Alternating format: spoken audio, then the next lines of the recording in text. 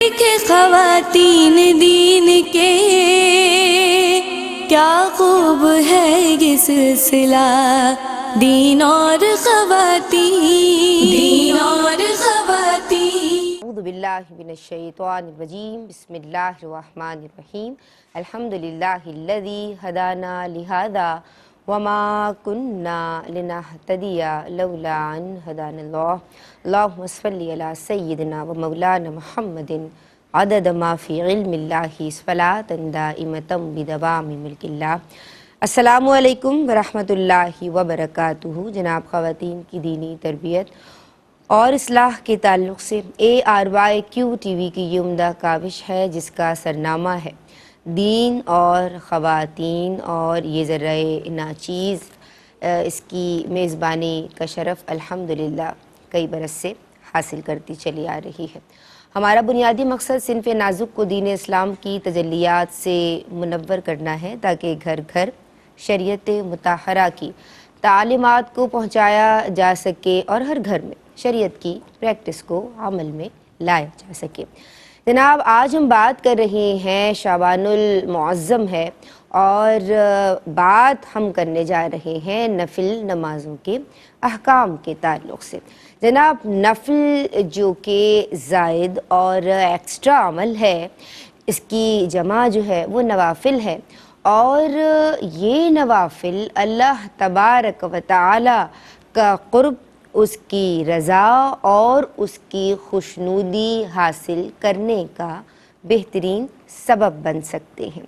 جناب، نوافل بندہ ادا کرتا رہتا ہے اور ادا کرتے کرتے درجہ محبوبیت پہ فائز ہو جاتا ہے، اس کا قرب حاصل ہو جاتا ہے، اللہ تبارک و تعالیٰ کی جانب سے جناب اس کی رضا ملتی ہے، یہ خیر کا جامع بھی ہے اور شریعت مطہرہ کو محبوب بھی ہے۔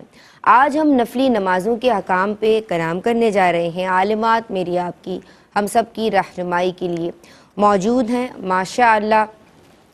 یہ دونوں خوبصورت اور میں ہمیشہ کہتی ہوں کہ خوش بیانی کے ساتھ گفتگو کرتی ہیں۔ ہم ان دونوں کو خوش آمدید کہتے ہیں، ویلکم کرتے ہیں، سلام عرض کرتے ہیں۔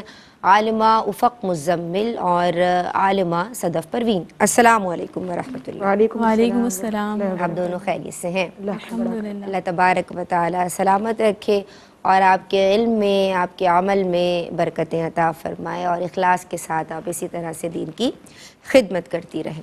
جناب، ہماری خوش بختی ہے، خوش نصیبی ہے کہ ہمارے مینٹور، ہمارے بڑے، ہمارے شیخ ہماری رہنمائی کے لیے آن بھی پر براہ راست آج بھی ہماری رہنمائی کے لیے موجود ہیں شیخ الحدیث مفتی محمد احسن نوید خان نیازی دامت فیودہم۔ سلام عرض کرتے ہیں، السلام علیکم ورحمۃ اللہ۔ وعلیکم السلام ورحمۃ اللہ وبرکاتہ۔ آپ خیریت سے ہیں؟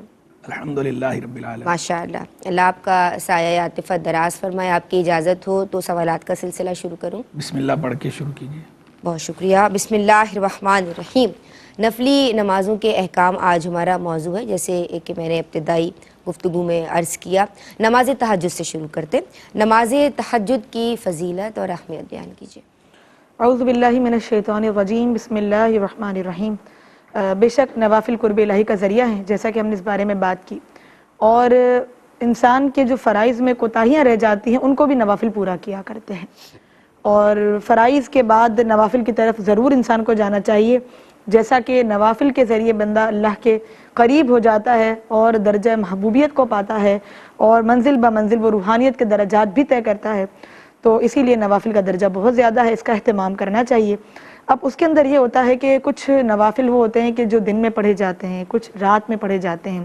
اگر کیٹیگرائز کیا جائے تو صلاۃ اللیل کہ رات کے نوافل کی اہمیت دن کے نوافل سے زیادہ ہے، اور خود اس کی ترغیب دیتے ہوئے اللہ رب العزت نے قرآن پاک میں فرمایا والذین یبیتون لربہم سجدا وقیاما، کہ وہ لوگ کہ جو اپنے رب کے لیے قیام اور سجدے کی حالت میں رات گزارتے ہیں، ایک اور مقام پر سورہ سجدہ میں اللہ تعالیٰ نے ایسے لوگوں کی تعریف بیان کرتے ہوئے بیان فرمایا کہ وہ لوگ کہ جن کی کروٹیں ان کی خوابگاہوں سے جدا رہتی ہیں، کہ جو اپنے رب سے امید رکھتے ہیں، اس سے ڈرتے ہیں اور اس کے دیے سے خیرات کرتے ہیں۔ بے شک۔ تو ان دونوں آیات کا اگر خلاصہ دیکھا جائے تو اللہ تعالیٰ دراصل ان لوگوں کی تعریف بیان فرما رہا ہے کہ جو اپنی وہ راتیں ہیں کہ جس کو دیگر لوگ آرام میں بسر کر رہے ہوتے ہیں، سوئے ہوتے ہیں، سکون کر رہے ہوتے ہیں، اس وقت وہ لوگ اللہ تعالیٰ کی عبادت کے لیے اپنے آپ کو مصروف کرنے لگتے ہیں۔ اس کی فضیلت کیوں زیادہ ہے اگر اس کا سوچا جائے، ایک اندازہ لگا کے کہ اللہ تعالیٰ نے رات کے نوافل کا بالخصوص ذکر کیوں فرمایا یہاں پر، تو اس کی اہمیت اس لیے زیادہ ہے کیونکہ دن میں ظاہر سی بات ہے کہ مصروفیات بہت زیادہ ہوتی ہے، بالخصوص خواتین کی اگر بات کی جائے، فیملی کو دیکھنا ہے، گھریلو کام کاج ہیں، ساری چیزیں دن میں ہوتی ہیں، کبھی کوئی بلا رہا ہے، کبھی کسی کو حاجت ہے، تو اس میں بزی رہتے ہیں۔ بعض اوقات ہم فرض نماز بھی ادا کر رہے ہوتے ہیں تو کسی کی آواز آتی ہے تو توجہ بڑھ جاتی ہے، جی۔ لیکن رات وہ ٹائم ہوتا ہے کہ جب ساری دنیا اب سو گئی، اب آپ کو غافل کرنے والی کوئی چیز نہیں ہے۔ اب جب آپ جا نماز بچھا کر اللہ تعالیٰ کی طرف متوجہ ہوں گے تو بس اب آپ کے رب کی ذات ہے اور آپ موجود ہیں، درمیان میں کوئی رکاوٹ نہیں ہے، درمیان میں دنیا والے نہیں ہیں، مصروفیات نہیں ہیں۔ تو وہ جو وقت ہوتا ہے وہ توجہ قلبی کا وقت ہوتا ہے کہ جب آپ کا دل حاضر ہوتا ہے اور جو مطلوب شرع ہے یعنی خشوع و خضوع، اعضاء بھی حاضر ہیں ظاہری طور پہ اور آپ کا باطن بھی حاضر ہے، اللہ کی طرف توجہ کیا ہوا ہے، اللہ کی رحمتوں کے لیے متوجہ ہے، اسی لیے اس کی فضیلت بہت زیادہ ہے۔ اور احادیث مبارکہ میں اگر دیکھا جائے تو اس کا تذکرہ ملتا ہے، نبی پاک علیہ الصلوۃ والسلام نے بیان فرمایا، مفہوم حدیث ہے کہ کچھ لوگ ایسے ہیں کہ جن کے لیے جنت میں اللہ تعالیٰ نے ایسے محلات تعمیر فرمائے ہیں کہ جس کے آر پار سے دیکھا جا سکتا ہے، اور یہ وہ لوگ ہیں کہ جو اپنی راتوں کو اللہ تعالیٰ کی عبادت میں گزار دیتے ہیں۔ سبحان اللہ۔ ایک اور مقام پہ بیان فرمایا کہ سب سے بہترین لوگ میری امت کے وہ ہیں کہ جو حاملین قرآن ہیں، قرآن کو پڑھنے والے، سمجھنے والے، سیکھنے والے ہیں، اور وہ جو اپنی راتوں میں اللہ کی عبادت کرنے والے ہیں۔ سبحان اللہ۔ اور پھر اگر دیکھا جائے کہ ہماری صحابیات کا کیا طرز عمل تھا، تو امام ابن سیرین کی جو بہن ہے حضرت حفصہ بن سیرین رحمۃ اللہ تعالیٰ علیہ، تو ان کا بھی طرز عمل یہ تھا کہ آپ ساری رات اللہ تعالیٰ کی عبادت میں گزار دیا کرتی، یہاں تک کہ آدھا قرآن پاک تلاوت کر دیا کرتی اس دوران، اور صرف ایک چراغ کی روشنی میں آپ وہ عبادت کیا کرتی، اور اس وقت تک عبادت کرتی جب تک کہ چراغ بجھ نہ جاتا، یہاں تک کہ اللہ تعالیٰ کی رحمت سے ان کے لیے چراغ بجھنے کے بعد بھی روشنی باقی رہتی۔ سبحان اللہ۔ تو پھر یہ کمالات ہے۔ اسی طرح رابعہ بصریہ جو ہماری ولیہ ہیں، ان کی عبادت کا تو کیا ہی کہنا، کہ آپ کے بارے میں بھی منقول ہے کہ آپ اس قدر اللہ تعالیٰ کی عبادت کیا کرتی ہیں کہ آپ اپنے آپ کو اس کے لیے مصروف کرتی اور بہت تھوڑا لمحہ سویا کرتی، اور اس کے باوجود اٹھنے کے بعد اپنے نفس کو ڈانٹتی کہ اے نفس تو کیسے سوتا رہ گیا، کہ تو اللہ کی عبادت سے غافل ہو گیا، ان قریب تو ہمیشہ کے لیے سو جائے گا، لہٰذا ابھی جاگ۔ تو ایک ان کا طرز عمل ہے، وہ بھی خواتین تھیں۔ اب میں نے خواتین کی مثال اسی لیے دی کہ پھر ہمارے یہاں پر یہ ہوتا ہے نا دین اور خواتین ہیں، تو بالکل خواتین کے لیے خواتین امپورٹنٹلی مشعل راہ ہونی چاہیے، تو ہمیں اپنی صحابیات کا طرز عمل دیکھنا چاہیے، اور اسی صلاۃ اللیل میں ایک کیٹیگری تہجد کی، اور تہجد کے لیے بس شرط یہ ہے کہ صلاۃ اللیل جو عام رات کی نماز ہوتی ہے اس کے لیے سونا شرط نہیں ہے، لیکن تہجد کی نماز کے لیے ضروری ہے کہ عشاء کی نماز ادا کرنے کے بعد آپ کچھ دیر سوئے ہوں، اور اس کے بعد آپ تہجد کی نماز کی نیت سے نماز ادا کر سکتے ہیں اٹھنے کے بعد۔ اچھا، اس کے اندر اگر کوئی سویا نہیں ہے اور ویسے ہی نماز ادا کرتا ہے تو اس کو صلاۃ اللیل کا ثواب تو حاصل ہوگا، لیکن تہجد کی فضیلت یہ حاصل نہیں کر پائیں گے۔ تہجد ایک الگ معاملہ ہے، اور اس کا وقت جو ہے وہ ختم کا وقت کب تک ہے کہ جب تک فجر کا وقت نہیں ہو جاتا، اس سے پہلے کبھی بھی تہجد ادا کر سکتے ہیں۔ کم سے کم اس کی 2 رکعت ہیں، زیادہ سے زیادہ اگر ایک سلام سے پڑھنا چاہتے ہیں تو 8 رکعت پڑھ سکتے ہیں، اس سے زیادہ ایک سلام سے پڑھنا مکروہ ہے۔ بہتر یہ ہے کہ ہر 4 پر سلام پھیریں، اور سب سے بیسٹ اور افضل صورت یہ ہے کہ ہر 2 پر سلام پھیرا جائے۔ لیکن بس ایک چیز یہ ذہن نشی رکھیں کہ اس قدر عبادت میں مشغول ہو جانا کہ آپ کی توجہ قائم نہ رہے، یا آپ غافل ہو جائیں یا عبادات سے بیزار ہو جائیں، معاذ اللہ، ایسا کام نہیں کرنا چاہیے کہ کبھی اب یہ بیان سن کے بعض خواتین تھوڑا ہو مستقل ہو، جوش آ جائے کہ بھائی اب ہم 8 رکعتیں 16 رکعتیں پڑھیں گے رات میں، اور پڑھ رہی ہیں وہ، اور اس کے بعد اچانک تھکن ہو گئی کہ اگلی رات کو کچھ بھی نہ پڑھ پائیں، تو ایسا نہ کریں۔ وہ جو شریعت کو مطلوب ہے وہ کیا ہے کہ آپ کے درمیان میں تساوی قائم رکھیں اور درمیان میں رہ کے کام کریں، تھوڑی عبادت کریں، ہمیشہ کی کریں، تاکہ اللہ تعالیٰ کا قرب باقاعدہ طور پر حاصل ہوتا رہے۔ سبحان اللہ، ماشاء اللہ، بارک اللہ۔ میں آپ کی سمت آؤں گی عالمہ صدف پروین، اور نماز اشراق اور نماز چاشت کے حوالے سے بیان کیجیے، اس کا وقت، رکعات اور تفصیل۔ اعوذ باللہ من الشیطان الرجیم، بسم اللہ الرحمن الرحیم۔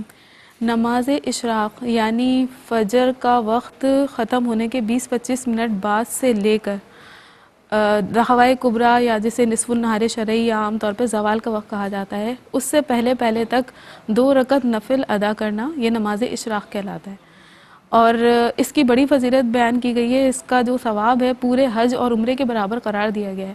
نبی کریم صلی اللہ علیہ وآلہ وسلم کا فرمان ہے، مفہوم ہے کہ جو فجر کی نماز با جماعت پڑھ کر ذکر خدا کرتا رہا یہاں تک کہ آفتاب بلند ہو گیا اور اس نے 2 رکعت پڑھی تو اسے پورے حج اور عمرے کا ثواب ملے گا۔ سبحان اللہ۔ تو اب اسی میں اس کا وقت بھی آ گیا کہ وہ جب طلوع آفتاب ہو جاتا ہے، اور یہ ٹائم جو ہے 20-25 منٹ ہوتے ہیں تقریباً، اس کے بعد 2 رکعت آپ نے ادا کی اور فجر کی نماز پڑھ کے آپ ذکر خدا کرتے رہے اور پھر 2 رکعت پڑھی تو یہ نماز اشراق کہلاتی ہے۔ تو اس کا ثواب کیا ہے؟ پورے حج اور عمرے کا۔ حج اور عمرے میں کتنی زیادہ مشقت ہے، آپ کی مالی عبادت بھی ہے، عمرہ ہے اور حج ہے، اس میں آپ کی جسمانی عبادت بھی ہے، جسمانی مشقت بھی ہے، تمام تکلیفوں کا سامنا کرنا پڑتا ہے، لیکن یہاں پہ صرف 2 رکعت پڑھ رہے ہیں اور صرف 20-25 منٹ تک آپ ذکر خدا کرتے رہے تو آپ کو پورے حج اور عمرے کا ثواب مل جائے گا۔ سبحان اللہ۔ اور نماز چاشت کا جو وقت ہے وہ ہوتا ہے جب سورج مزید بلند ہو جائے، اس کے بعد سے ابتدا ہوتی ہے، اور انتہائی وقت وہی ہے جو نماز اشراق کا ہے۔ اور نماز چاشت کی بڑی فضیلت ہے، اس کی کم سے کم 2 رکعتیں ہیں اور زیادہ سے زیادہ 12 رکعتیں، لیکن افضل 12 رکعتیں پڑھنا ہے۔ اور اگر کوئی 2 رکعتوں پر محافظت کرتا ہے، یعنی ہمیشہ 2 رکعتیں وہ پڑھتا رہے، تو اس کی فضیلتوں کو بیان کیا گیا ہے کہ جو کرتا رہے مسلسل 2 رکعتیں، تو اللہ تبارک و تعالیٰ اس کے گناہوں کو بخش دے گا اگرچہ وہ سمندر کی جھاگ کے برابر ہوں۔ اور جو 4 رکعتیں پڑھ لیتا ہے، اس کے بارے میں حدیث قدسی میں آتا ہے کہ جو بندہ 4 رکعتیں دن کے ابتدائی حصے میں پڑھ لے تو اس کے بقیہ دن کے لیے میں کفایت کروں گا۔ اور جو 12 رکعتیں پڑھتا ہے اس کے بارے میں آتا ہے کہ اللہ تبارک و تعالیٰ اسے جنت میں سونے کا محل عطا فرمائے گا۔ اور ایک حضرت ابو ذر رضی اللہ تعالیٰ عنہ کی روایت ہے جس کا یعنی مفہوم اس طرح ہے کہ آدمی کے ہر جوڑ کے بدلے اس پر صدقہ ہے، اور کل 360 جوڑ ہیں۔ سبحان اللہ کہنا یہ صدقہ ہے، حمد کہنا یہ صدقہ ہے، اللہ اکبر کہنا صدقہ ہے، لا الہ الا اللہ کہنا صدقہ ہے، نیکی کا حکم کرنا صدقہ ہے، اور برائی سے روکنا صدقہ ہے۔ اور ان تمام کی جگہ اگر کوئی 2 رکعت چاشت کی پڑھ لے تو وہ سب کو کفایت کر جاتا ہے۔ تو چاشت کی بہت زیادہ برکتیں ہیں، ہم جہاں صلاۃ اللیل کا اہتمام کریں وہاں تھوڑی ہمت اور کریں، اور چاشت اور اشراق کا بھی اہتمام کریں تو بہت سارے فضائل اور برکات ہمیں حاصل ہوں گے انشاءاللہ۔ ماشاء اللہ، بارک اللہ، تقبل اللہ۔ اس موقع پہ ایک بریک شامل کر رہے ہیں، درود پڑھتے رہیے، حاضر ہوتے اللہ۔ جی جناب، خواتین دین کے احکام سیکھ رہی ہیں اور ماشاءاللہ ہم کر رہی ہیں دین اور خواتین، اور آج ہمارا جو موضوع ہے وہ ہے نفل نمازوں کے احکام۔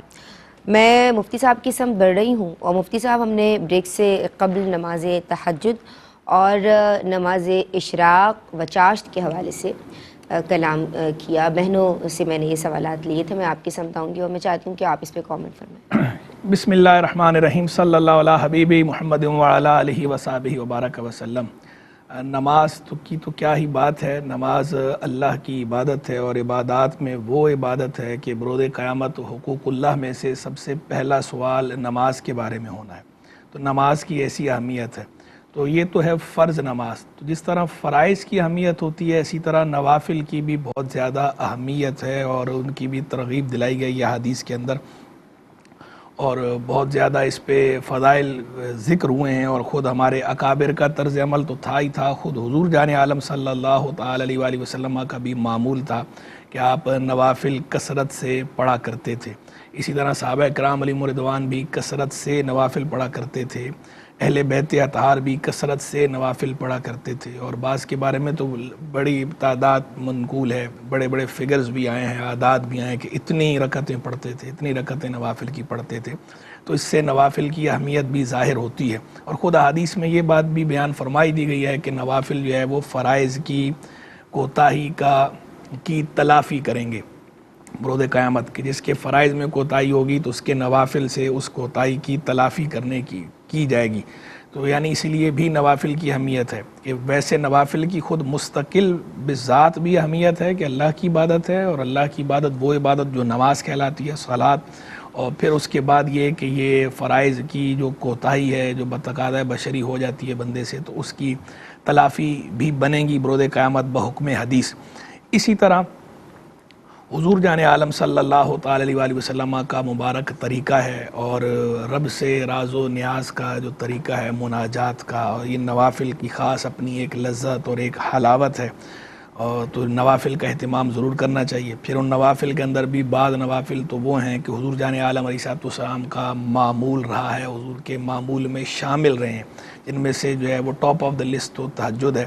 تہجد کی ادائی کا اہتمام تو سرکار علیہ السلام نے اتنا فرمایا ہے کہ بعض ائمہ کی رائے کے مطابق حضور جان عالم علیہ السلام پر تہجد فرض تھی، امت کے حق میں نفل ہے، اور بعض ائمہ حضور جان عالم علیہ السلام کے لیے اسے فرض قرار دیتے ہیں، اور بعض ائمہ کی رائے یہ ہے کہ نہیں جناب، حضور پہ بھی اسی طرح 5 نمازیں فرض تھیں جیسے سب پر 5 فرض ہیں، تہجد آپ بھی بطور نفل ہی ادا فرماتے تھے۔ تو بہرحال نبی کریم علیہ السلام نے بطور نفل ادا فرمائی ہو یا بطور فرض ادا فرمائی ہو، بہرحال تہجد ادا فرمانے کا آپ نے اہتمام فرمایا ہے، اور یہ آپ کے معمولات میں شامل تھا۔ تو معمولات نبویہ میں جو نوافل ہیں ان میں ٹاپ آف دا لسٹ جو ہے وہ تہجد ہے، تو سب سے بڑی تو اس کی یہی اہمیت اور فضیلت ہے۔ تو تہجد کا اہتمام بھی جو کر سکتا ہے وہ ضرور کرے، اور سعادت در سعادت ہے۔ اور پھر اشراق چاشت کی بات بھی جو ہے وہ میں ذکر کرتا ہوں، میرے خیال میں کال ہے، شامل کر لیجیے۔ بہت شکریہ مفتی صاحب، ایک کالر ہمارے ساتھ ہیں۔ السلام علیکم۔ السلام علیکم۔ ہاں باجی جی باجی، السلام علیکم۔ میری بات آپ سنیں، میرا مطلب یہ ہے کہ میری ہے نا، میرے شوہر نے ہے نا مجھے اتنا مارا تھا، میرا دماغ کام نہیں کر رہا ہے، اور میں نا نماز پڑھتی ہوں تو بھول جاتی ہوں، تو میں اب کے بعد میں کیا بتائیں گے آپ؟ نماز بھول جاتی ہیں، اللہ سب کو ہدایت دے جناب۔ اور نماز کا کیا حکم ہوگا، آپ پڑھتے ہوئے بھول جاتی ہیں۔ بہت شکریہ بہن، اللہ آسانیوں کا، راحتوں کا، محبتوں کا معاملہ فرمایا آپ کے ساتھ۔ جی مفتی صاحب۔ جی، تو میں گزارش کر رہا تھا، تو اس لیے تہجد کا اہتمام ضرور کرنا چاہیے کہ وہ تہجد نوافل میں سے وہ نفل ہے کہ حضور جان عالم صلی اللہ تعالی علیہ وآلہ وسلم نے اس کا اہتمام فرمایا ہے، ہمیشہ آپ کے معمولات میں نماز تہجد شامل رہی ہے۔ اشراق چاشت کی جہاں تک بات ہے، تو اسی طرح اشراق چاشت بھی حضور جان عالم علیہ السلام خود بھی ادا فرمایا کرتے تھے اور ترغیب بھی دلایا کرتے تھے، اور ترغیب تو آپ نے یہاں تک دلائی کہ سیدنا ابو ہریرہ رضی اللہ تعالیٰ عنہ کی جو روایت ہے، صحیح بخاری صحیح مسلم دونوں میں موجود ہے، کہ مجھے میرے خلیل صلی اللہ علیہ وسلم نے 3 باتوں کی وصیت فرمائی، میں انہیں مرتے دم تک نہیں چھوڑوں گا۔ تو 3 باتیں کون سی ارشاد فرمائی؟ پہلی ایک فرمایا کہ ہر ماہ 3 روزے رکھنا، دوسری نماز اشراق، اور تیسری جو ہے وہ وطر پڑھ کر سونا۔ تو یہ 3 باتیں وہ ہیں جو سرکار علیہ السلام نے جس کی مجھے وصیت فرمائی ہے۔ تو یہ سیدنا ابو ہریرہ رضی اللہ تعالیٰ عنہ نے فرمایا۔ خلیل سے مراد حضور جان عالم صلی اللہ تعالیٰ علیہ وآلہ وسلم، اوصانی خلیلی کے لفظ ہیں حدیث میں۔ اسی طرح صحیح مسلم کی حدیث ہے، سیدنا ابو ذر رضی اللہ تعالیٰ عنہ سے روایت ہے، انہوں نے فرمایا کہ حضور جان عالم علیہ السلام نے فرمایا کہ تم میں سے ہر ایک کے ہر جوڑ پر ایک صدقہ ہے۔ پھر فرمایا سبحان اللہ صدقہ ہے، الحمدللہ صدقہ ہے، لا الہ الا اللہ صدقہ ہے، اللہ اکبر صدقہ ہے، یعنی یہ سب کہنا صدقہ ہے۔ امر بالمعروف یعنی نیکی کا حکم دینا صدقہ ہے۔ پھر فرمایا نہی عن المنکر یعنی برائی سے روکنا، یہ بھی صدقہ ہے۔ فرمایا ان سب کی طرف سے جو ہے وہ کفایت کرتی ہے نماز اشراق، یعنی نماز اشراق پڑھ لی جائے تو یہ سب کی طرف سے کفایت کرتی ہے۔ یہ اتنا بڑا صدقہ ہے نماز اشراق پڑھنا، تو اس لیے اشراق چاشت کی بھی اپنی ایک اہمیت ہے۔ تو جب اتنے زیادہ فضائل بیان ہوئے ہیں حضور جان عالم علیہ السلام کی زبان اقدس سے، احادیث کے اندر آئے ہیں، یعنی بزرگوں کا فرمان نہیں ہے، بزرگوں کا فرمان ہوتا تو بھی بزرگان دین کے فرمان کی بھی اپنی ایک اہمیت ہوتی ہے، لیکن یہاں تو سیدھی سیدھی بات حدیث کے اندر آ گئی۔ حضور جان عالم صلی اللہ تعالی علیہ وسلم کے مبارک کلمات طیبات، تو ان کی حیثیت تو آپ اندازہ لگا لیجئے۔ قول خدا کے بعد قول رسول ہے، تو سب سے بڑھ کر حیثیت جو ہے وہ قول رسول کی ہے مخلوق کے اندر۔ تو سیدنا رسول اللہ علیہ السلام نے جب ایسے فضائل بھی بیان فرمایا، اگر صرف سیدنا رسول اللہ علیہ السلام بیان فرماتے یا آپ کا خالی اپنا عمل ہوتا تو بھی یہ بات کافی تھی اس کی فضیلت کے لیے، اس کی اہمیت کے لیے، اس کی سگنیفیکنس کے لیے، لیکن یہاں تو ساتھ ہی ساتھ سیدنا رسول اللہ علیہ السلام ترغیب بھی دلا رہے ہیں اور ساتھ میں اتنے انعام بھی بتا رہے ہیں کہ یہ پڑھو گے تو یہ انعام ملے گا، یہ فضیلت ہے، تو ساتھ فضائل بھی بیان ہو رہے ہیں حدیث کے اندر. اور پھر اسی روشنی میں جو صالحین سلف ہیں ان کا بھی معمول رہا ہے، اسی لیے صالحین سلف ہمیں نوافل کی بہت زیادہ پابندی کرتے نظر آتے ہیں.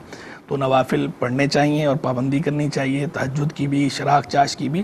لیکن اس پابندی کا مطلب یہ قطعاً نہیں ہے کہ آپ نوافل کی تو پابندی کریں، لیکن جو آپ کے ذمے واجبات ہیں، چاہے ان واجبات کا تعلق جو ہے وہ عبادت سے ہو یا ان واجبات کا تعلق معاملات سے ہو، کہ وہ واجبات ڈسٹرب ہونا شروع ہو جائیں. تو اللہ کی عبادت کرنی ہے، لیکن اس طرح کرنی ہے کہ آپ کے فرائض، نوافل میں انہماک جو ہے وہ فرائض سے غافل نہ کرے، اور جو آپ کی ذمہ داریاں ہیں، جو آپ کے واجبات ہیں عبادات سے ہٹ کر، وہ بھی ان میں بھی کوتاہی نہیں ہونی چاہیے. نوافل کو ان میں کوتاہی کی آڑ نہیں بنانا چاہیے. تو نوافل کا بھی اہتمام کریں، لیکن اپنی جو ذمہ داریاں ہیں ان ذمہ داریوں کو بھی آپ نے پورا کرنا ہے. ٹھیک ہے صاحب، بہت شکریہ آپ کا. نماز اوابین کے تعلق سے کلام کیجیے عالمہ. افق مزمل یہ کب ادا کی جاتی ہے اور اس کی رکعات کتنی ہے، تعداد کتنی ہے اس کی، اور فوائد و برکات؟ بسم اللہ الرحمن الرحیم.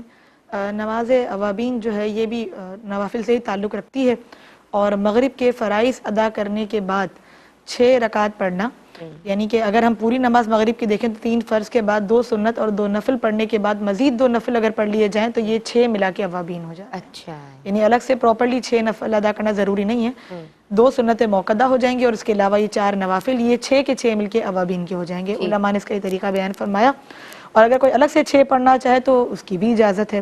اور جہاں تک اس کی فضیلت کی بات ہے تو بالکل نبی پاک علیہ السلام نے بیان فرمایا کہ جو مغرب کے فرائض ادا کرنے کے بعد اس انداز سے نوافل پڑھے کہ 6 رکعت نوافل ادا ہوں اور ان کے درمیان کوئی بری بات نہ کہے، تو اس کے لیے 12 سال کی عبادت کے ثواب کے برابر ہے. سبحان اللہ. اسی طرح ایک اور مقام پہ فرمایا کہ مغرب کے بعد 6 رکعت نوافل جس نے ادا کیے تو اللہ تعالیٰ اس کے لیے جنت میں ایک گھر بنائے گا. ایک اور مفہوم حدیث کا موجود ہے، نبی پاک نے فرمایا کہ جس نے مغرب کی نماز فرائض ادا کرنے کے بعد 6 نوافل ادا کیے تو اللہ تعالیٰ ان نوافل کے بدلے اس کے تمام گناہوں کو مٹا دے گا، چاہے وہ سمندر کی جھاگ کے برابر ہوں. تو عموماً یہاں پر گناہ صغیرہ مراد ہوتے ہیں، تو اللہ تعالیٰ ایسے گناہوں کو درگزر فرمائے گا، ان کو معاف فرمائے گا. تو کوشش کرنی چاہیے کہ جہاں پر مغرب کی نماز ادا کرتے ہیں، کچھ لوگ 3 فرض پڑھ کے کھڑے ہو جاتے ہیں، کچھ صرف 3 فرض 2 سنت پڑھتے ہیں، اور جن کی پوری پڑھنے کی عادت ہے تو بالکل وہ آگے 2 رکعت نوافل اور ملا لیں گے تو اوابین کا ثواب بھی حاصل ہو جائے گا. اور کتنی دیر لگتی ہے یہ نوافل ادا کرنے میں. بالکل تو ان چیزوں کو اپنی روٹین میں شامل کرنا چاہیے، تاکہ جو فرائض ہیں ان کو تو ہم پورا کر ہی رہے ہیں، لیکن جو نوافل ہیں ان کا بھی اہتمام ساتھ ساتھ کریں گے تو پھر نور علی نور ہو جائے گا. اللہ تعالیٰ اس کی برکات سے اور دیگر معاملات بھی آسان فرمائے گا، کہ نماز جو ہے وہ انسان کے لیے آسانی یا راحت لے کے آتی ہے، سکون عطا فرماتی ہے. تو جتنی اللہ تعالیٰ سے انسان کی محبت ہوگی اتنا زیادہ عبادتوں میں مزہ بھی ہوگا اور اتنی عبادتوں کی کثرت بھی ہم کر سکیں گے. اللہ تعالیٰ سے دعا ہے کہ ہمیں فرائض کے ساتھ ساتھ نوافل ادا کرنے کی بھی توفیق رفیق مرحمت فرمائے. اللہ اکبر، ماشاء اللہ. جس کو جتنی محبت ہوتی ہے وہ پھر اتنے حقوق بھی ادا کرتا ہے، اور اللہ تبارک و تعالیٰ کی محبت ہر محبت پہ غالب ہونی چاہیے. تو اللہ کو راضی کرنے کے لیے نفلی نمازوں کا بھی اہتمام کرنا ہے. بہنوں، آج یہ میسیج لے کے حاضر ہوئے ہیں. میں آپ کی سمت آتی ہوں، اور عالمہ صدف پروین مجھے یہ بتاؤ کہ تحیۃ الوضو کے تعلق سے اس کی کیا تعداد ہے، کیا فضائل ہیں، کتنی رکعات ہیں ان کی، اور کس طرح سے پڑھی جائے؟ تحیۃ الوضو، وضو یا غسل کرنے کے بعد اعضاء کے خشک ہونے سے پہلے کم سے کم 2 رکعت پڑھنا، یہ تحیۃ الوضو کہلاتا ہے. تو اس کا وقت بھی پتہ چل گیا کہ اعضاء خشک ہونے سے پہلے آپ نے پڑھے تو یہ تحیۃ الوضو کہلائیں گے. اس کی فضیلت حدیث مبارکہ میں ہے. نبی کریم صلی اللہ علیہ وسلم کا فرمان ہے، ما من احد یتودع فیحسن الوضوء ویصلی رکعتین یقبل بقلبہ ووجہہ علیہما الا وجبت لہ الجنہ. یعنی کہ جو شخص اپنے یعنی صبح وہ وضو کرے، جو شخص وضو کرے اور بہت اچھا وضو کرے، یحسن الوضوء، اور اس کے بعد 2 رکعت نماز ادا کرے، اور نماز کی کیفیت کیا ہو کہ حضور قلب کے ساتھ، ظاہر اور باطن کے ساتھ، یعنی اس کی توجہ ہو ظاہری بھی اور باطنی طور پہ بھی، یعنی خشوع اور خضوع کے ساتھ وہ ادا کرے، تو پھر اس کے لیے آپ نے بشارت عطا فرمائی کہ اس کے لیے جنت ہے، لہ الجنت. اس کے لیے جنت ہے. سبحان. تو یہ جو 2 رکعت ہے یہ نفل بھی پڑھ سکتے ہیں. اسی طرح اگر جیسے آپ نے وضو کر کے جو ہے فرض نماز کا وقت ہے اس میں آپ نے فرض رکعت پڑھ لی تو وہ بھی اس نفل کے قائم مقام ہو جائے گی.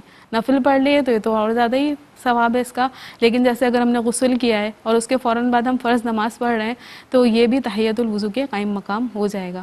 تو ویسے بھی جیسے ہم نماز پڑھ رہے ہیں یہ تحیۃ الوضو ہو جاتی ہے, لیکن باقاعدہ بھی ہمیں اس کا اہتمام کرنا چاہیے. ایک تو یہ کہ ہر وقت باوضو رہنے کی عادت بنائیں, کیونکہ اس سے بہت زیادہ جہاں ہمیں روحانی فضائل حاصل ہوتے ہیں اسی طرح ہمیں جسمانی فضیلتیں بھی حاصل ہوتی ہیں. بہت ساری جو بیماریاں ہیں ان سے بھی ہماری حفاظت ہوتی ہے. تو لہٰذا باقاعدہ طور پہ اس کا بھی اہتمام کریں تو یہ بہت زیادہ آپ کے لیے مفید رہے گا.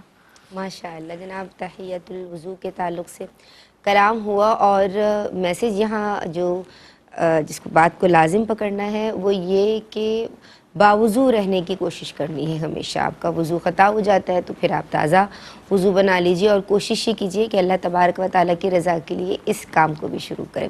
ایک بریک شامل کر رہے ہیں, اپنی زبانوں کو درود پاک سے تر رکھیے. بسم اللہ الرحمن الرحیم. السلام علیکم ورحمۃ اللہ. جناب نفل نمازوں کے احکام کے تعلق سے آج ہم پروگرام پیش کرنے کی سعادت حاصل کر رہے ہیں. عالمات ہمارے ساتھ آن دی سیٹ موجود ہیں, آن بھی پر براہ راست شیخ الحدیث مفتی محمد احسن نوید خان نیازی دامت فیودہم ہماری رہنمائی فرما رہے ہیں. ان کی سمجھ بڑھتے ہیں. مفتی صاحب یہ جو بات بریک سے قبل بہنوں نے کی ہے نماز اوابین اور تحیۃ الوضو کے تعلق سے کلام کیجیے. یہ آپ سمجھتے ہیں بس جو ہے وہ باقی ساری ہو گئی. صرف ایک جو ہے وہ کلیریفائی کر دیتا ہوں چیز کہ اوابین کے حوالے سے جو ہے وہ اوابین کا اطلاق جو ہے وہ 2 نمازوں پر ہوتا ہے. مغرب کی بعد کی جو رکعتیں ہیں نوافل جو ہیں مغرب کے بعد کے, ان پر بھی اوابین کا اطلاق ہوتا ہے, اور جو چاشت کی نماز ہے اس پر بھی اوابین کا اطلاق ہوتا ہے. خود حدیث کے اندر یہ آیا ہے, حدیث مبارک میں جو ہے وہ بیان ہوا ہے صلاۃ الاوابین حین ترمد الفصال, کہ جب جو ہے اونٹ کا بچہ جو ہے اس کے گرمی سے پاؤں جلنے لگیں تو یہ اوابین کا نماز کا وقت ہے, یعنی چاشت کی نماز کا وقت جو ہے. تو چونکہ چاشت کی نماز کو حدیث مبارک میں, اور ایک نہیں کئی حدیثیں ہیں, ان کے اندر صراحتاً صلاۃ الاوابین قرار دیا گیا ہے, تو اسی لیے صلاۃ الاوابین کا اطلاق چاشت پر بھی ہوتا ہے اور مغرب کے بعد کے نوافل پر بھی ہوتا ہے, کیونکہ ام المؤمنین سیدہ عائشہ صدیقہ رضی اللہ تعالی عنہا اور حضرت عبداللہ بن عباس رضی اللہ تعالی عنہ ان سے مغرب کے بعد کے نوافل پر اوابین کے لفظ کا اطلاق بھی ثابت ہے. تو اسی لیے فقہاء کرام مغرب کے بعد والے جو نوافل ہیں ان کو بھی اوابین سے تعبیر کیا کرتے ہیں. اچھا. تو بہرحال مغرب کے بعد کے جو نوافل ہیں یہ بھی اوابین ہیں, اور جو چاشت کی نماز ہے یا چاشت کے نوافل ہیں صلاۃ الضحیٰ جسے کہا جاتا ہے عربی میں, یہ بھی اوابین ہی کی نماز ہے. تو حدیث سے جو ہے وہ اس پر بھی اس کا اطلاق موجود ہے اور بہت زیادہ اطلاق اسی پر ہے. تو بہرحال جو چاشت کی نماز پڑھے تو اوابین کی نماز کی فضیلت ہے, جو مغرب کے بعد کے نوافل پڑھے تو مغرب کے بعد کے نوافل کی تو الگ سے خود فضیلت احادیث میں آئی ہے, بعد المغرب کہہ کر الگ سے ہی آئی ہوئی ہے فضیلت وہ. صحیح. ٹھیک ہے, اس کا اہتمام بھی کوئی کرے بہت اچھی بات ہے, اس کا اہتمام بھی کرے, کیا یہ اچھی بات ہے. مغرب کے بعد بھی بندہ نوافل پڑھے, اللہ کی عبادت ہے. چاشت کے وقت بھی بندہ نوافل پڑھے, اللہ ہی کی عبادت ہے. نور علی نور ہے. صحیح.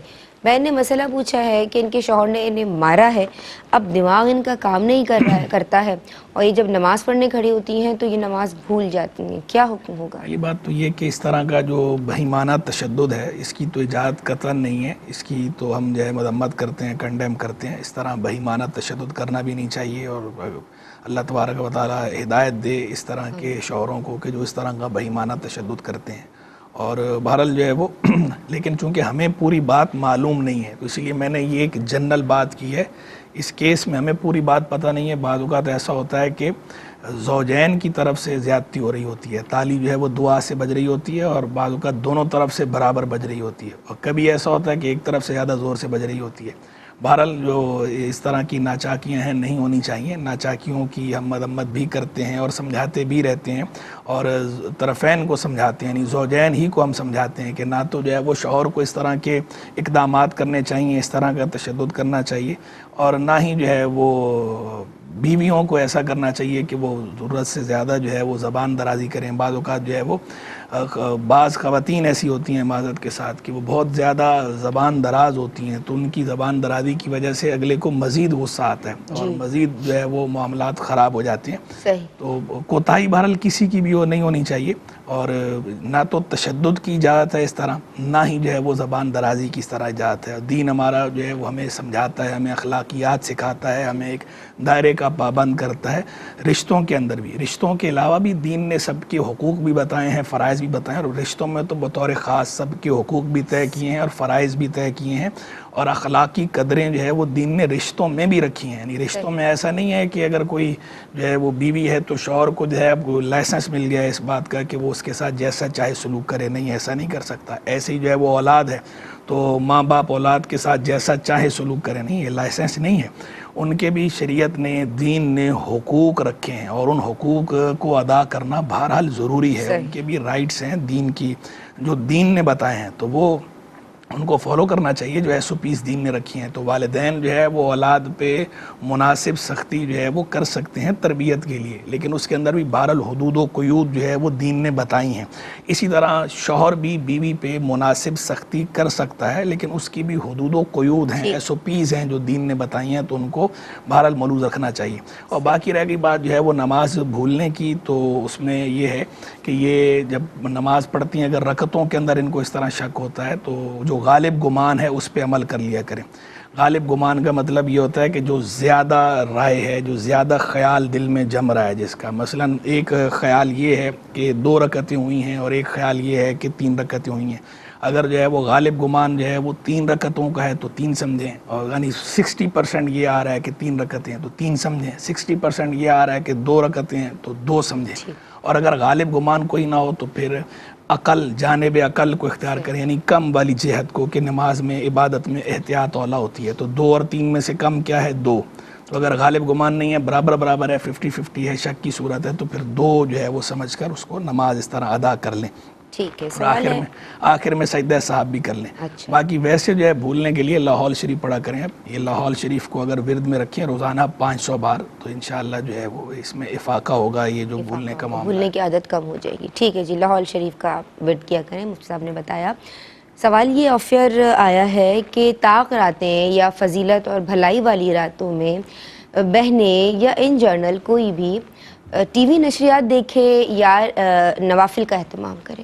دیکھیں، جو عبادت ہے وہ تو عبادت ہے، سبحان اللہ. اور اگر جو ہے وہ جیسے مرد ہیں، مردوں کے لیے تو مسجد میں عبادت کرنا، گھر میں عبادت کرنا، مسجد کی عبادت بھی سبحان اللہ، گھر کی عبادت بھی سبحان اللہ. تو جو عبادت ہے، جو نوافل پڑھنا ہے، جو قرآن مجید فرقان حمید کی تلاوت کرنا ہے، جو استغفار کرنا ہے، جو درود شریف پڑھنا ہے، دینی کتابوں کا، مستند دینی کتابوں کا مطالعہ کرنا ہے، ان چیزوں کا بدل تو بہرحال ٹی وی نشریات نہیں ہو سکتی. تو اس لیے جو عبادت کا اہتمام ہے، یہ مشورہ تو ہم کسی کو بھی نہیں دیتے کہ وہ عبادت کی رات یا طاق رات کے اندر وہ عبادت چھوڑ کر جو ہے وہ ٹی وی نشریات پہ فوکس کر لے. لیکن اگر ٹی وی نشریات پہ مناسب پروگرام آتے ہیں، دینی پروگرامز جو آتے ہیں، جیسے بعض ٹاک شوز ہوتے ہیں یا سولو پروگرامز ہوتے ہیں، ان کے اندر اگر تلاوت ہو رہی ہے، نعت شریف ہو رہی ہے، اور کتاب و سنت کا درس ہو رہا ہے، بیان ہو رہا ہے، شرعی مسائل بتائے جا رہے ہیں، اگر ایسے مستند لوگ جو نشریات ہوتی ہے جس طرح کے ہمارے کیو ٹی وی کی نشریات ہوتی ہے، تو اس طرح کی نشریات کوئی دیکھتا ہے تو ہم اس نشریات سے روکتے بھی نہیں ہیں کہ یہ نشریات دیکھنا جو ہے وہ جائز نہیں ہے. طاق رات کے اندر بھی کوئی اگر دیکھتا ہے تو یہ دیکھنا بھی اپنی جگہ پر جائز ہے. اور لیکن یہ ہے کہ بس سارا وقت بندہ ٹی وی کے سامنے بیٹھا رہے، یہ انداز ٹھیک نہیں. تھوڑا جو ہے وہ مناسب یہ ہے کہ اگر اس نے دیکھنا ہے، تھوڑا سا جو ہے وہ ٹی وی سے جو ہے بعض اوقات ہوتا ہے انسپائریشن ملتی ہے. بندہ جب دیکھتا ہے نا کسی اچھے عالم کی سپیچ آ رہی ہے، بندہ اچھے عالم کی سپیچ سن رہا ہے تو اس کا جو ہے وہ قدر جذبہ پیدا ہوتا ہے، دین کی طرف رغبت بڑھتی ہے. یا ایسی کبھی جو ہے نعت شریف پڑھی جا رہی ہے، حضور جان عالم علیہ السلام کا ذکر ہو رہا ہے، اللہ کا ذکر ہو رہا ہے، قرآن مجید کی تلاوت ہو رہی ہے، تو بندہ جب دیکھتا ہے، پھر مجمع دیکھتا ہے، اور وہ جس بعض اوقات بڑے ہی اچھے انداز میں اگلا پڑھ رہا ہوتا ہے، تو وہ جو ادائی ہوتی ہے اس وقت، اور ایک خاص ماحول ہوتا ہے، کیفیت ہوتی ہے، تو بندے کے دل پہ بڑا اثر بھی ہوتا ہے بعض اوقات. تو وہ اس کے لیے دین کی طرف رغبت کا سبب بنتی ہے، عبادت کی طرف رغبت کا یہ چیز سبب بنتی ہے. تو ٹھیک ہے، مناسب انداز میں اس کو بھی دیکھے، لیکن سارا وقت بس اسی میں نہ لگائے. کچھ نہ کچھ اپنی انفرادی عبادت بھی بہرحال کرے، کہ جو نوافل میں انفرادی عبادت کرنا ہے اس کی اپنی ایک خاص اہمیت ہے، تو اسے بھی ملحوظ رکھا جائے.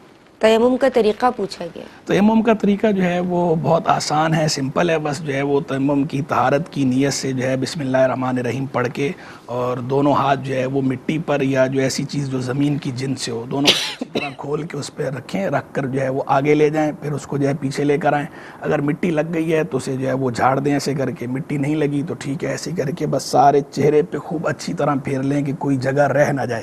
جس طرح وضو کے اندر سارے چہرے پہ پانی بہاتے ہیں اسی طرح سارے چہرے پہ ہاتھ اس طرح پھیر لیں کہ کوئی جگہ رہ نہ جائے. پھر اسی طرح دوسری مرتبہ پھر جو ہے وہ ہاتھ رکھیں، ہاتھ رکھ کے جو ہے آگے لے جائیں، پھر جو ہے وہ پیچھے لے کر آئیں. پھر ایسی مٹی لگ گئی ہو تو جھاڑ دیں، نہیں ہے تو کوئی بات نہیں. اس کو جو ہے وہ دونوں جو بازو ہیں دونوں بازوؤں کا مسح کر لیں، لیکن خوب اچھی طرح کرنا ہے کہ جس طرح وضو کے اندر احتیاط ہوتی ہے کوئی جگہ کوئی جز رہ نہ جائے، اسی طرح یہاں پر بھی کوئی جز رہ نہ جائے. اور انگلیوں کا خلال بھی کرنا ہے. بس تیمم آپ کا ادا ہو گیا، اس میں پاؤں کا نہیں ہوتا، ٹھیک ہے. چہرے اور جو ہے دونوں بازوؤں کا ہوتا ہے. ٹھیک ہے حضور. ایک سوال میرے پاس آف ایئر آیا ہے کہ شب برات قریب ہے اور لوگوں میں جو یہ ڈیجیٹل معافی کا اور لوگوں کو میسیج کرنے کا معافی کا رواج رائج ہو گیا ہے، اس حوالے سے رہنمائی فرمائیں. لیکن جہاں تک معافی مانگنے کی بات ہے تو معافی مانگنا تو اچھا ہے. کوئی ڈیجیٹل مانگے یا جو ہے وہ ان ریٹن مانگے یا جو ہے وہ فزیکل مانگے، معافی بہرحال معافی ہوتی ہے. تو نفس معافی کو تو ہم منع نہیں کرتے، ایک اچھی بات ہے، اچھا کام ہے کوئی اگر کسی سے معافی مانگ رہا ہے، اس میں تو کوئی حرج نہیں ہے. اور یہ اعلیٰ حضرت امام اہل سنت رحمہ اللہ نے ہی فرمایا تھا کہ یہ طریقہ جاری ہو کہ مسلمان ایک دوسرے سے اپنے حقوق معاف کروائیں. کسی کا دل دکھایا ہے تو معافی مانگیں، اچھی بات ہے. تو فی نفس ہی اس پر مسئلہ نہیں ہے کوئی. لیکن لوگوں نے جو انداز اختیار کر لیا ہے، بعض لوگوں نے بلکہ اکثریت نے، وہ انداز قابل اصلاح ہے. اس انداز کی ہم مذمت کرتے ہیں، اصلاح کرتے ہیں کہ جناب آپ ایک جو ہے وہ میسج بنا لیتے ہیں اور وہ میسج جو ہے کانٹیکٹ لسٹ پہ جو ہے وہ سب کو بھیج دیا جاتا ہے. اور اب ایسے لوگوں کو بھیجتے ہیں کہ ان سے کوئی آپ کا تعلق ہی نہیں ہے، وہ آپ کو جانتا ہی نہیں ہے اور آپ اس سے معافیاں مانگ رہے ہیں. اب جیسے ہمیں بھی جو ہے وہ اتنے لوگ بھیجتے ہیں، ہم ان کا نام نہیں جانتے، بائی فیس بھی نہیں جانتے، بائی نیم بھی نہیں جانتے، اور وہ معافیاں ہم سے مانگ رہے ہیں. تو بھائی ہم سے آپ کیوں معافی مانگ رہے ہیں؟ جو آپ کے قریبی لوگ ہیں، آپ اپنے گھر کے اندر اپنے والد سے معافی مانگیں، اپنی والدہ سے معافی مانگیں، اپنی بیوی سے معافی مانگیں، بیوی ہے تو شوہر سے معافی مانگیں، بچوں سے معافی مانگیں، جو آپ کے قریبی رشتے ہیں یا اور جو آپ کی سراؤنڈنگ ہے جن کے ساتھ آپ کا تعلق ہے، جہاں پر آپ نے کوئی دل دکھایا ہے کسی کا یا حق تلفی کی ہے، تو ان سے آپ معافی مانگیں اور صدق دل سے مانگیں. صرف اس طرح اور اگر کوئی رسمی معافی مانگ رہے ہیں، رسمی معافی نہ مانگیں. جو معافی تو مانگنی چاہیے، اچھی بات ہے، رسمی نہ ہو، صدق دل سے ہو، دل سے معافی مانگیں اور اس کو راضی بھی کریں. پھر اس کے بعد قائم بھی رہیں. یہ نہیں کہ اس وقت تو معافی مانگ لی، اس کے بعد دوبارہ پھر آپ نے اسی طرح کا انداز اگلے کے ساتھ اختیار کر لیا کہ آپ اس کا دل دکھائے جا رہے ہیں بے اذن شرع، اور آپ اس کے خلاف جو ہے وہ کام کیے جا رہے ہیں، اس کے خلاف منصوبہ سازی کر رہے ہیں، پلاننگ کر رہے ہیں. یہ انداز ٹھیک نہیں ہے. بہت شکریہ مفتی صاحب آپ کا. عالمات میں آپ دونوں کی شکر گزار ہوں. ناظرین، آج ہم نے نفل نمازوں کے احکام کے تعلق سے کلام کیا. زندگی رہی تو انشاءاللہ نوافل کے تعلق سے یا کسی اور موضوع کے ساتھ حاضر ہو جائیں گے. السلام علیکم ورحمۃ اللہ. بہرے نصاب دیکھیے آقا کے فرامی، اوج کمال پر ہے وہ تابندہ مضامی. احکام اس میں سیکھے خواتین دین کے، کیا خوب ہے یہ سلسلہ دین اور خواتین.